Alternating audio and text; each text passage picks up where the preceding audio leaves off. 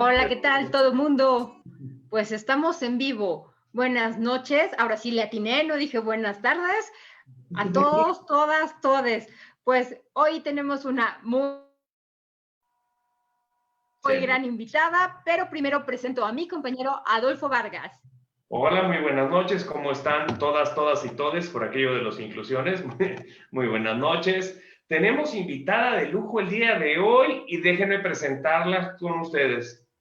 Estaban con nosotros la doctora Liliana Fernández Hernández, quien nada más me voy a dar el lujo de leer su currículum. Es licenciada en Medicina por la Universidad de Anáhuac del Norte, tiene especialidad en genética médica, por aquellos que nunca habían escuchado esa cosa como yo, pues aquí creen.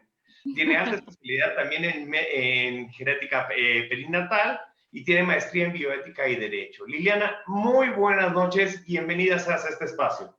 Hola, buenas noches, muchas gracias por la invitación. Bueno, pues vamos a entrando en tema, esperemos que todo el mundo empiece a conectarse. Obvio, nuestras mamás y nuestras tías, ante todo primero, que son las que nos siguen, y todos aquellos que no son nuestros tíos, pues bienvenidos y por estar aquí. Bueno, pues vamos empezando con el tema. Escuchamos mucho esta cuestión de genética, hereditario, y este mes que estamos tratando la concientización del cáncer de mama, pues muchas veces escuchamos, bueno, tiene tal porcentaje de carga genética. Entonces, yo quisiera saber que me explicaras así como una niña de 5 años, ¿qué significa que es hereditario? O sea, cuando me dice el doctor, es que tiene un factor hereditario, ¿qué es, Liliana? Claro, bueno, mira, primero creo que podemos dividir el cáncer como en 3 grandes grupos, la etiología o la causa del cáncer en 3 grandes grupos. Hay un grupo que le llamamos que es ambiental, ¿no? La causa es del ambiente. Por ejemplo, si fumo, me puede dar cáncer de pulmón, ¿no? Si tengo hepatitis C, me puede dar un cáncer de hígado. Si me contagio por un virus del papiloma humano, me puede dar un cáncer cervicuterino. Todas esas causas son ambientales. Entonces, el riesgo de que se repita en la familia, pues es prácticamente nulo, a menos que se expongan al ambiente de nuevo. Tenemos otro segundo grupo al que le llamamos que es un cáncer multifactorial, en donde, pues como su nombre lo dice, son muchos factores los que intervienen, tantos factores genéticos como factores ambientales.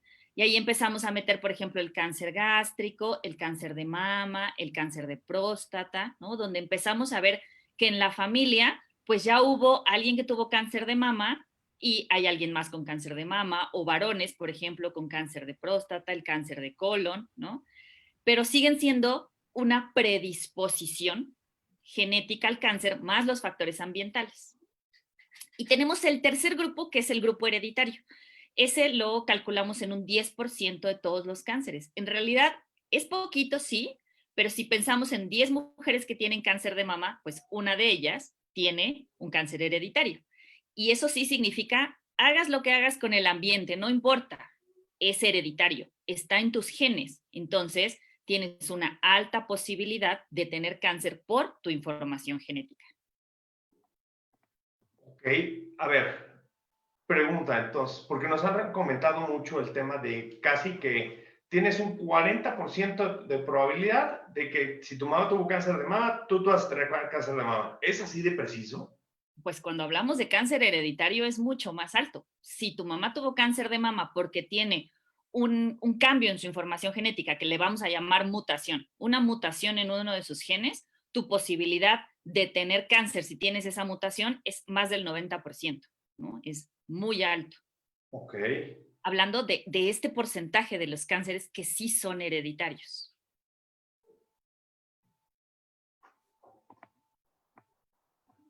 ¿Nadie tienes el mute?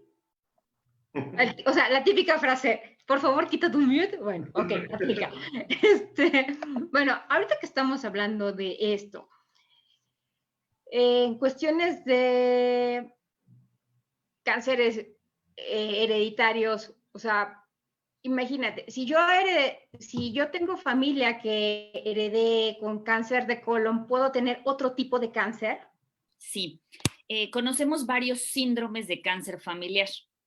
Déjenme platicarles un poquito algo que a lo mejor a todos nos suene un poco conocido y es algo que le llamamos el efecto Angelina.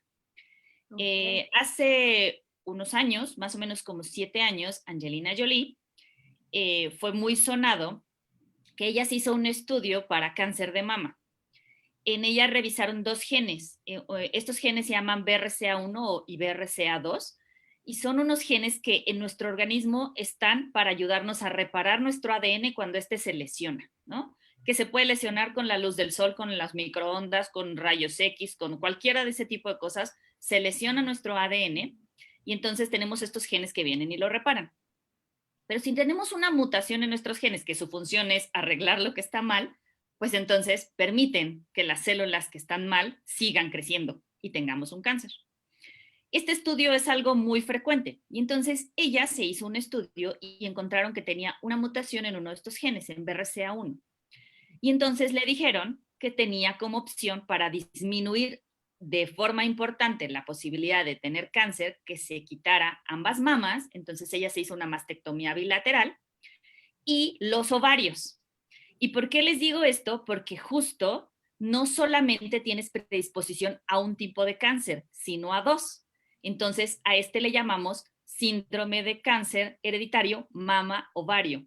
Y ojalá terminara solo en mama-ovario, porque no es así, porque los hombres en estas familias, pues dice, si no tienes mama y no tienes ovario, pues ya la libraste, no. Tienen cáncer de próstata, tienen melanoma, que es el cáncer de piel, pueden tener cáncer de vesícula biliar. Dicen que todo cabe en un jarrito, sabiéndolo acomodar, pues todo cabe en un cáncer de síndrome hereditario, si lo podemos acomodar. Entonces, el tener una mutación en tu información genética en este tipo de genes, que su función normal era ayudarte a arreglar lo que se equivocó la célula o lo que se dañó por factores externos, pues entonces van a permitir, son como policías. Y entonces, pues si el policía no está, pues permite que las células crezcan y crezcan y crezcan y podría enfrentarme a cualquier tipo de cáncer a lo largo de la vida. Wow, qué fuerte. Entonces, o sea, si cabe la posibilidad de que un día nos escuchemos la noticia de que Angelina tiene cáncer de cualquier otra cosa. Claro, porque además el quitar ambas mamas, el hacer una mastectomía radical, que quirúrgicamente significa pues prácticamente vaciar todo el tejido glandular, incluso algunos de los ganglios, incluso solicitan muchas veces que también se quite el tejido de la areola y el pezón y luego se hacen como unos tatuajes, ¿no? Junto con la reconstrucción. Aún así, queda por ahí un porcentaje de tener cáncer de mama en el tejido que pueda quedar en los ganglios. Y en ovario hay que quitar ovarios y hay que quitar las trompas de falopio porque pues también tiene posibilidades el peritoneo, o sea, aún así tenemos posibilidad de tener cáncer cuando tenemos una mutación. La mamá de Angelina y su tía murieron de cáncer de ovario a edades muy jóvenes. A ver, además de estas decisiones drásticas y controvertidas de las cirugías, ¿hay algo más que se puede, a sabiendas que tienes una posibilidad hereditaria, ¿hay algo más que se puede hacer? Pues un check-up muy, muy seguido. Lo que nosotros hacemos con los pacientes es ofrecerle ambas cosas. La primera, dependiendo del síndrome de cáncer familiar que identifiquemos, platiquemos del de mama y ovario, es un check-up que tiene que ser rutinario. Hay que tener mucho cuidado con las mastografías porque pues, todos estamos muy a favor de las mastografías y obviamente para cualquier mujer el seguimiento es por una mastografía, pero recordemos que la mastografía genera radiación. Entonces, yo no puedo radiar a una persona que tiene una mutación en sus genes porque entonces le voy a producir cáncer, ¿no? Entonces, pues al contrario, lo cambiamos por resonancias magnéticas, que estas no generan radiación. El control tiene que ser cada año y su autoexploración, además de ultrasonidos para el cáncer de ovario, además de exploraciones con el médico por todos los demás, porque dijimos que piel, vía biliar, próstata en los hombres, etcétera. Entonces, siempre les damos la opción de este screening, que es pues un check-up anual muy intensivo, y la otra opción son estas cirugías que sí, por supuesto, son muy radicales, que tienen como muchas controversias. Entendamos que si yo a una mujer a los 35 años le quito los 2 ovarios, la voy a dejar en una menopausia temprana, ¿no? Cuando yo espero la menopausia a los 50 y entonces, y no le puedo reemplazar hormonal, ¿no? No le puedo dar hormonas porque pues para qué le quite los ovarios, ¿no? Entonces, entendamos que la parte emocional, psicológica, bioética, médica, interviene muchísimo en los pacientes que sabemos que tienen un síndrome de cáncer familiar. Entonces, tengo 2 opciones, o un seguimiento muy estrecho para detectarlo muy a tiempo, o estas cirugías radicales, y de todas formas van a tener que seguir en un seguimiento muy estrecho. Okay. Y entonces, ¿quién debería de hacerse un estudio genético de cáncer hereditario? Ok, usualmente todos tenemos en la familia a alguien que ha tenido cáncer, ¿no? Es como alguien con diabetes o alguien con hipertensión. Es algo habitual en las familias. Entonces, nosotros tenemos como, cuando hacemos la historia familiar, definimos tipo de cáncer, porque el cáncer de mama es algo muy frecuente. Sin embargo, hay diferentes tipos de cánceres de mama, ¿no? Entonces, la histología, que es la que el patólogo hace cuando los médicos operan y revisan las laminillas, ¿no? Del tipo de cáncer, eso nos ayuda muchísimo. Usualmente los que son familiares son cánceres mucho más agresivos que los que no son familiares. Segunda, la edad de presentación. El cáncer de mama en México, más o menos lo esperamos después de los 50 años. ¿Okay? Una mujer que tiene cáncer de mama a los 45, a los 40, a los 24, o sea, mujeres que son muy jóvenes con cáncer de mama, hay que hacer un estudio familiar, mama u ovario, ¿no? O sea, de pronto una niña de 18 años que tiene un cáncer de ovario, pues hay que revisar, ¿no? Tercero, cuando tenemos más de 2 miembros en la familia con cánceres de los que agrupamos, ¿no? Porque como hablábamos en un principio, a lo mejor fue pulmón y es otro tipo de cáncer. Entonces, cuando son de los que conocemos que forman estos síndromes, 2 o más miembros de la familia, hay que estudiarlos. Y sobre todo cuando estamos viendo una herencia, ¿no? Cuando vemos que sí en las generaciones encontramos a alguien con cáncer. Ahí es cuando decimos, esta persona tiene mayor riesgo de que sea algo familiar o algo hereditario, y es a aquellos a los que les podemos hacer el estudio de estos genes. ¡Wow! ¿Qué cosas de información? ¡Qué bárbaro! Bueno, ahora hace un pequeño paréntesis porque hay gente que nos está viendo y que está mandando saludos, como Paulín Jiménez, la doctora Bere Godínez. Doctora, ¿cómo está? Miguel Gómez, Giovanni Trojeque, Carolina Hernández, a todos muchas gracias por estar con nosotros y por compartir esta información. A ver, me queda una duda. Bueno, algún tema medio controvertido, porque nosotros somos agentes de seguros y nos toca educar por la parte de un instrumento financiero llamado seguro de gastos médicos mayores. Este tipo de estudios son, digamos, de una manera preventivos. O sea, el que yo haga un estudio de este origen de genética es para ver las posibilidades que tengo yo de presentar algo. ¿Estoy en lo correcto? Así es. Ahora bien, porque luego la gente luego nos dice, oye, esto me lo paga el seguro. Los seguros pagan todos aquellos estudios que sirven para obtener un diagnóstico y que aparece el diagnóstico de cualquier enfermedad, en este caso cáncer. Si yo me estoy haciendo un estudio en este momento y el estudio me ayudó para encontrar el diagnóstico, sí se paga.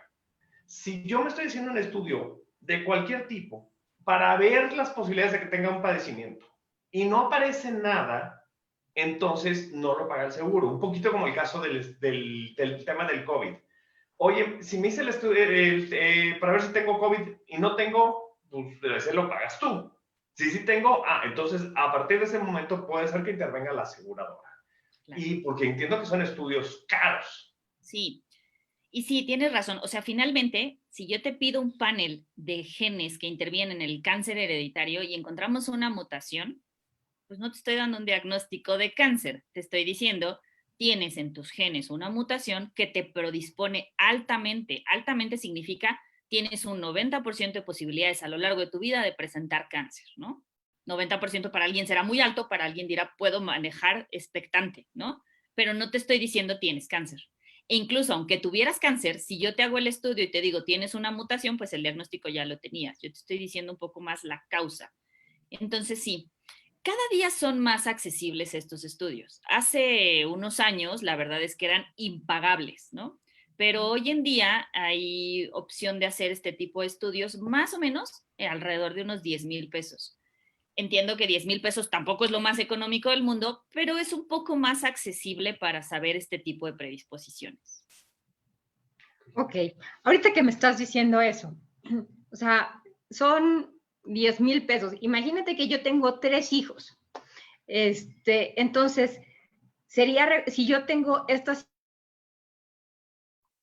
situación familiar de cáncer, ¿debería de hacer el estudio a mis 3 hijos y a mí misma? Pues siempre empezamos el estudio con algún afectado, ¿no? Sí se pueden hacer los estudios de predisposición en un paciente sano, sí, aunque cuando ya estamos en una familia, lo hacemos a partir de un afectado. Entonces, esa persona que tiene cáncer se hace el estudio. Dentro de la parte bioética que interviene en este tipo de estudios, pues es que, por ejemplo, si yo tengo cáncer de mama a los 40 por algo hereditario, es muy probable que ya me reproduje, ¿no? Y entonces, ¿qué hago ahora con mis hijos? Porque la posibilidad de que yo les haya heredado el gen mutado es del 50%. Y entonces, si yo tengo una niña de 6 años, ¿le voy a hacer el estudio? No está indicado. Bioéticamente no es correcto, porque yo a mis 40 estoy tomando la decisión de hacerme un estudio. Ella a los 6 años no puede hacerlo. Tendríamos que esperar a que fuera mayor de edad y ella tomara la decisión de hacerse el estudio y de saber. ¿Por qué? Porque no voy a cambiar la historia natural de la enfermedad, ¿no? Y si sabemos que el cáncer se va a presentar a edades mayores de edad, la vamos a esperar a que ella tome la decisión. Pero déjenme decirles que sí hay ciertos síndromes de cáncer hereditario que se presentan en niños. Hay unos que tienen, por ejemplo, cáncer de colon en niños, como a los 12 años, o unos que tienen cáncer de tiroides en niños chiquititos. Antes del año de edad hay que quitarles la tiroides. Entonces, dependiendo de lo que estemos sospechando, es cuando decimos, sí, aunque sea menor de edad, le hacemos el estudio. Pero ya me fui. Respondiendo a tu pregunta, sí, debería de hacérselo a todos mis hijos, porque cada uno de mis hijos heredó en un 50% la posibilidad mi mutación o no mi mutación, porque yo tengo dos tipos de informaciones genéticas para todo mi organismo, porque una me la dio mi mamá y una me la dio mi papá. Entonces suponemos que una está mutada, pues queda una. Entonces a mis hijos, pues yo les doy esta o esta. Es un volado. Entonces sí debería de poder hacer el estudio en todos mis hijos para definir quién lo heredó y quién no. Porque también viene aquí el que no lo heredó, pues ya no tengo que hacerle un check-up tan intensivo cada año. Y el que sí lo heredó, pues empezará a tomar sus decisiones. ¡Wow! ¡Qué tema! Sí. Qué cosa tan complejas. Digo, y es que a la medida en que existe más tecnología y más avances, más información, pues se presentan una serie de cuestiones, en este caso bioética que estás hablando, ¿no? Es que es un tema bastante complejo y un tema que creo que no se tocaba hace 20 años. Sí. A ver, ¿en qué consisten estos estudios? Bueno, hoy en día es tan fácil como es un tubito donde escupe saliva, o sea, puedo hacerlo en cualquier célula del organismo. Lo más factible siempre es la sangre, ¿no? Pero incluso te puedes ahorrar el piquete de sangre y es un tubito que trae un conservador. Entonces es un tubito, escupes hasta que llega una línea y eso se envía, ¿no? Obviamente se hacen en México y en todo el mundo, entonces se puede enviar al extranjero o se puede hacer aquí en México. De ahí extraen la información genética, porque pues todas las células de la mucosa tienen ADN, extraen la información genética y a partir de ahí estudian los genes que solicitamos. Y los genes, pues que tú decidas, ¿no? O sea, tú dices, Okay. ¿tiene riesgo de tal síndrome? O puedo estudiar los de predisposiciones para cualquier gen que pueda dar cáncer. Entonces, pues ya ahí nada más elegimos el gen o los genes que queremos estudiar. Ok, perfecto.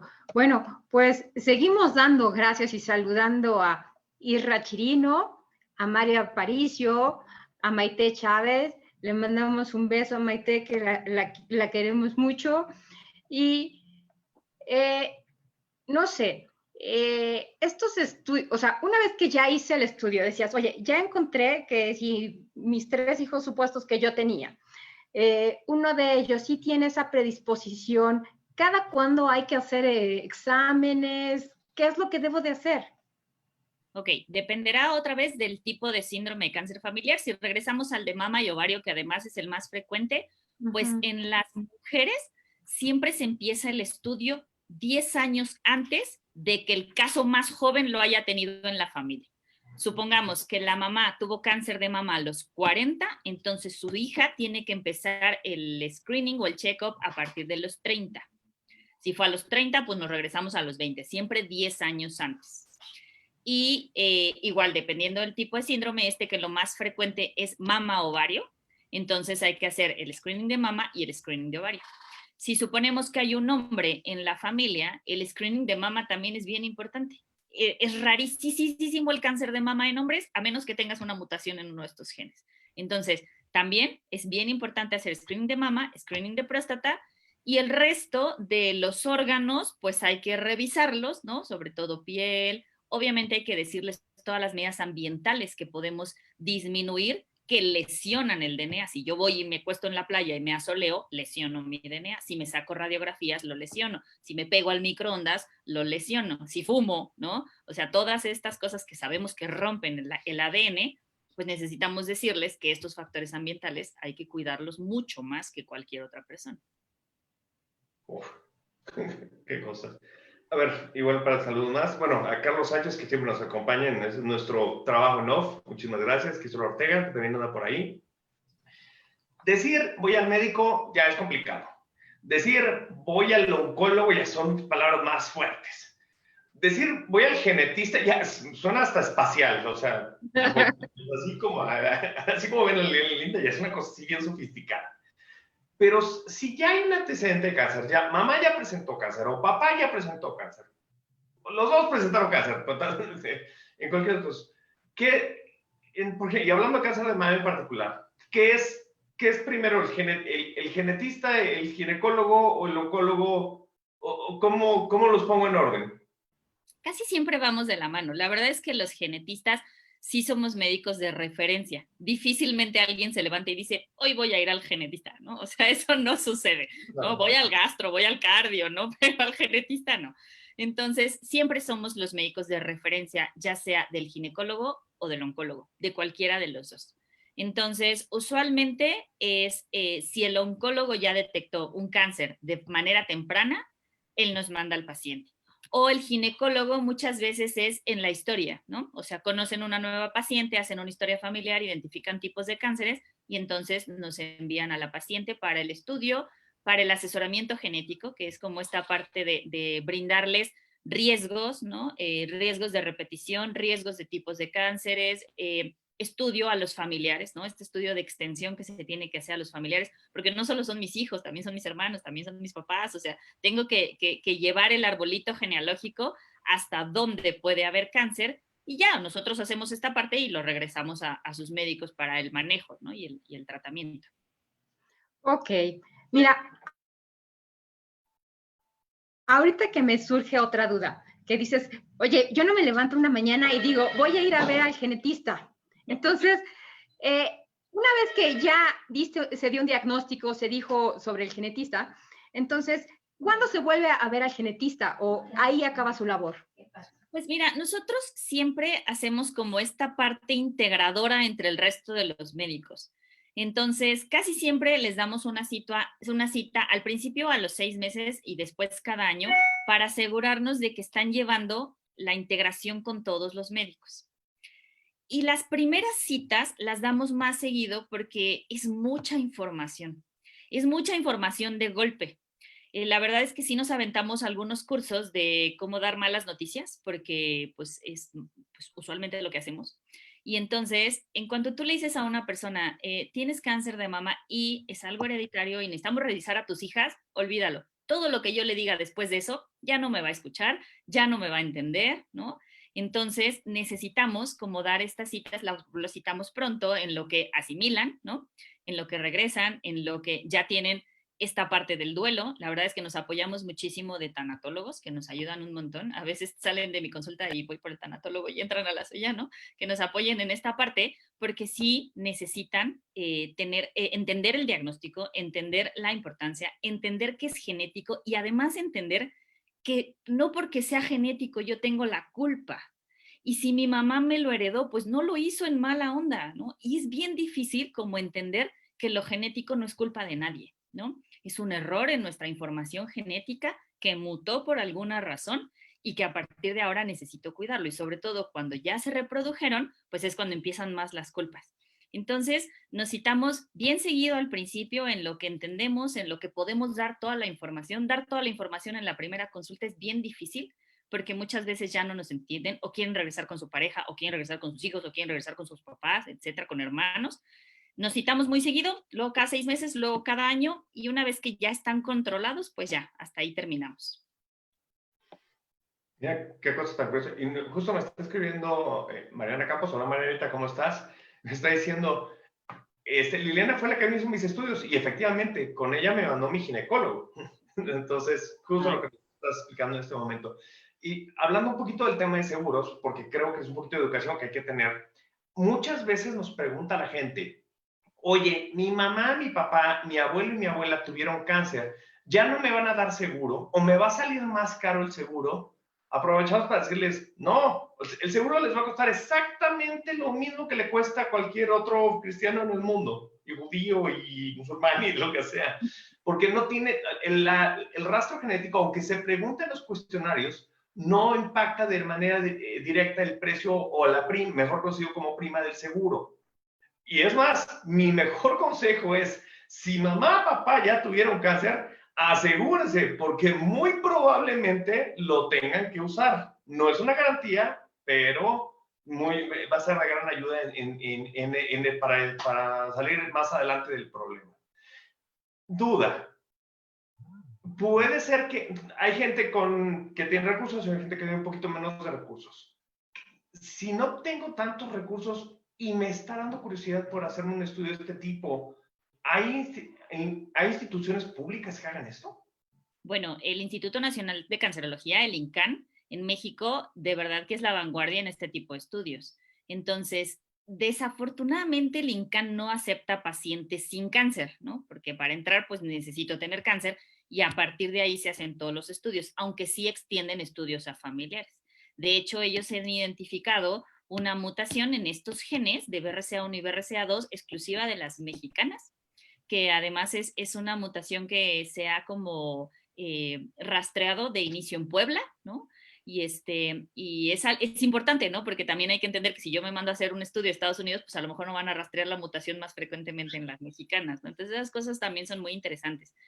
Pero que estudios de predisposición nada más porque pues ahorita después de la plática dije, híjole, yo quisiera saber estudios de predisposición en instituciones, no. Te digo, más o menos andan dependiendo los laboratorios, pero más o menos el estándar son como unos 10,000 pesos. Ok. Bueno, pues seguimos dando gracias a JL Alcaraz, a Irma Mata, a Vigano Solo, a Vianey Cortés, a Alma Hernández, Mariana Campos, que ya lo mencionamos, a Teresita Ruiz, a Luis Rocadio, a Maxi Power, creo que ya le habíamos dado las gracias, y a Elía Díaz. Ahora, una pregunta. ¿Qué pasa si quizás yo adquirí cáncer por cuestiones ambientales? Mi hija puede que también lo tenga, a pesar de que el origen de mi cáncer fue ambiental.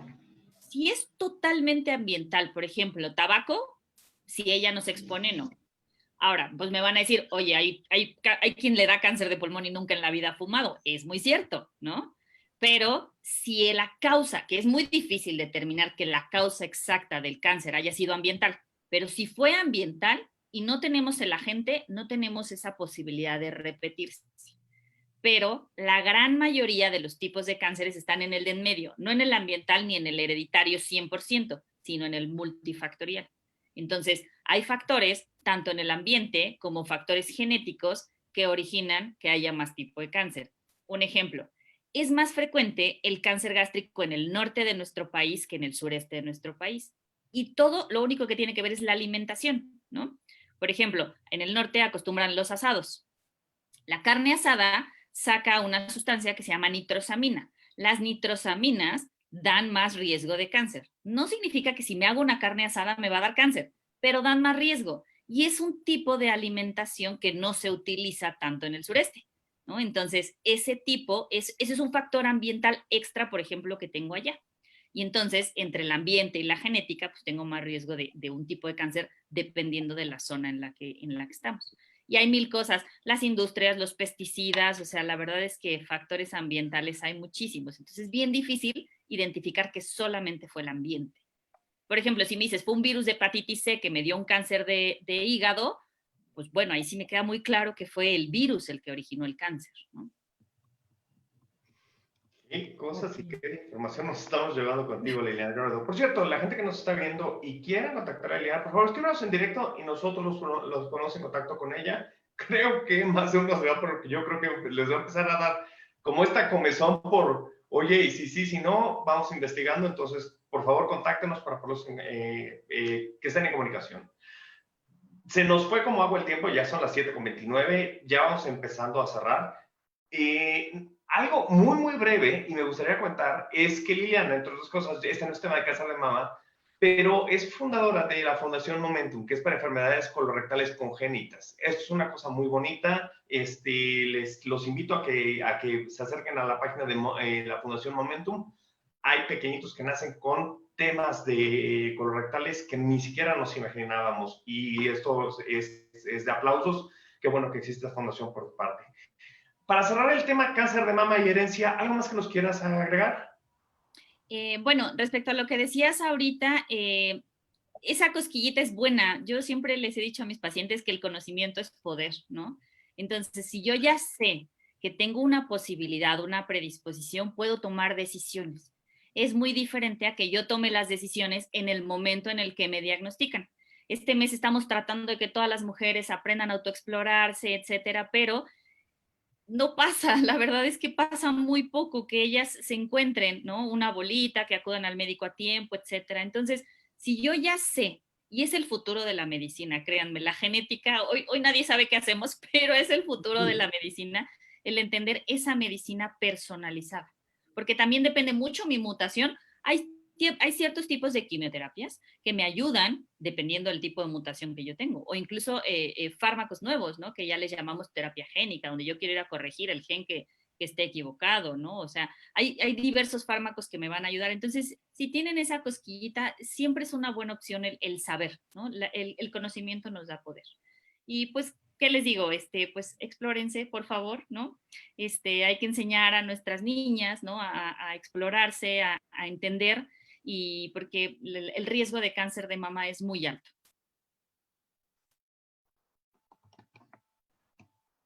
Nayeli, ya te perdí. Ya la perdimos. Ya la perdimos, o se quedó congelada del susto. Pues bueno, pues muchísimas gracias, Liliana. Gracias, súper. ¿Ya te regresamos? Ya, o sea, creo que ya es que de repente se vuelve inestable la conexión. Pues si quieres, síguele, porque creo que se sigue moviendo. No se preocupe. Pues muchísimas gracias, Elena. Gracias, Nayeli, por estar con nosotros.